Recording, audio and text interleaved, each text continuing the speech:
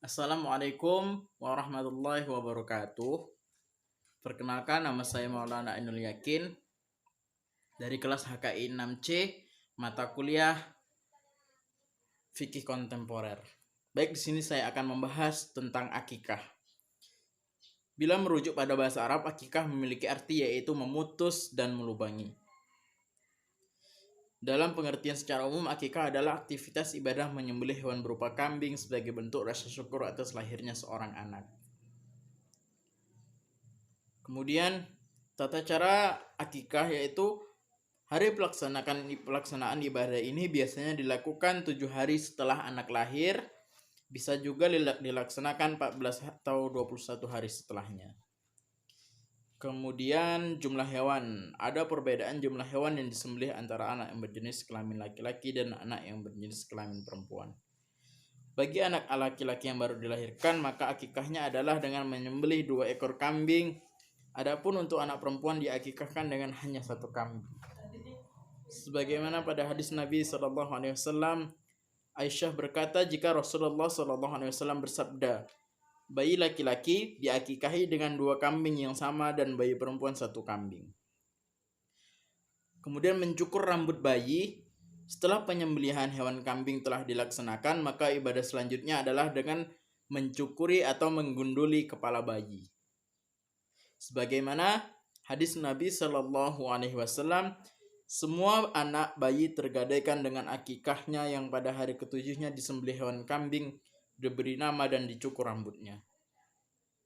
Hadis riwayat Abu Daud. Kemudian melumuri dengan minyak wangi. Setelah kepala bayi digunduli, maka kepala tersebut dapat dilumuri dengan minyak wangi. Inilah yang membedakan dengan zaman jahiliyah. Pada zaman tersebut kepala bayi dilumuri dengan darah kambing, sedangkan dalam Islam dengan minyak wangi. Kemudian bersedekah. Perhitungan sedekah tersebut diambil dari berat rambut si bayi yang dipotong.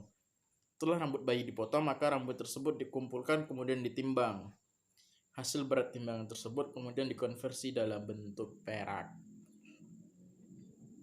Jadi seberat berapa rambut bayi itu, sedekahnya seberat berapa perak, sama. Beratnya sama dengan perak. Kemudian saya akan membahas tentang sholat 2 gerhana. Sholat 2 gerhana bisa disebut dengan ada sholat khusuf dan sholat khusuf.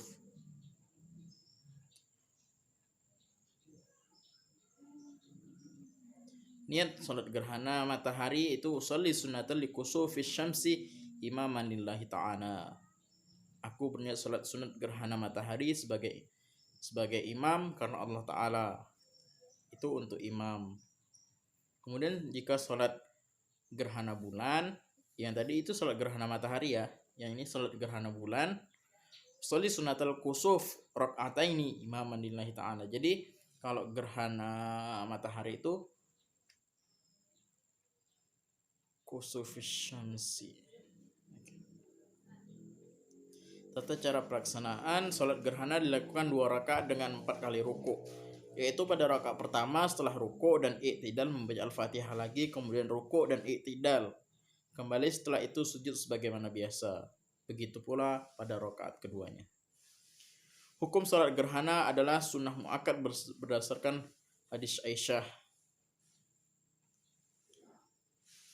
Tata cara sholat gerhana adalah sebagai berikut, yaitu pertama memastikan terjadinya gerhana bulan atau matahari terlebih dulu. Jadi kita pastikan dulu kapan terjadinya gerhana. Nah, sholat gerhana kemudian dilakukan pada saat terjadinya gerhana. Kemudian sebelum sholat, jamaah dapat diingatkan dengan ungkapan as-sholatu jami'ah. Kemudian niat melakukan sholat gerhana matahari atau gerhana bulan.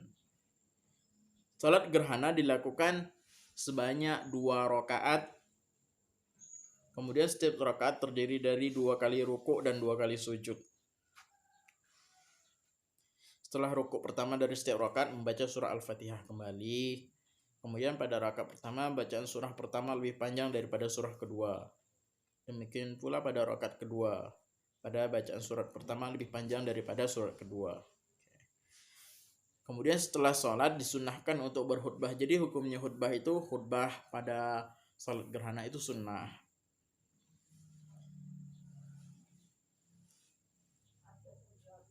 Baik, selanjutnya saya akan membahas tentang penyebab mandi wajib. Penyebab pertama yaitu adalah khurujul mani, yaitu keluar mani. Saat seorang laki-laki mengeluarkan mani dengan sengaja, maka wajib baginya untuk mandi besar atau mandi wajib, mandi junub, agar bisa kembali beribadah. Seperti yang dijelaskan dalam sebuah hadis dari Abu Sa'id Al-Khudri radhiyallahu anhu.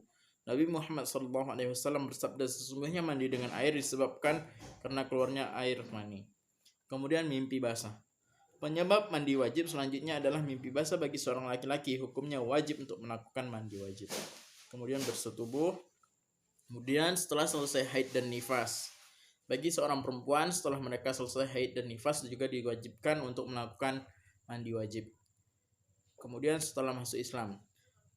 Nah ini dia, ketika seorang memutuskan untuk masuk Islam, batinnya telah suci dari keyakinan dan iktikad yang salah.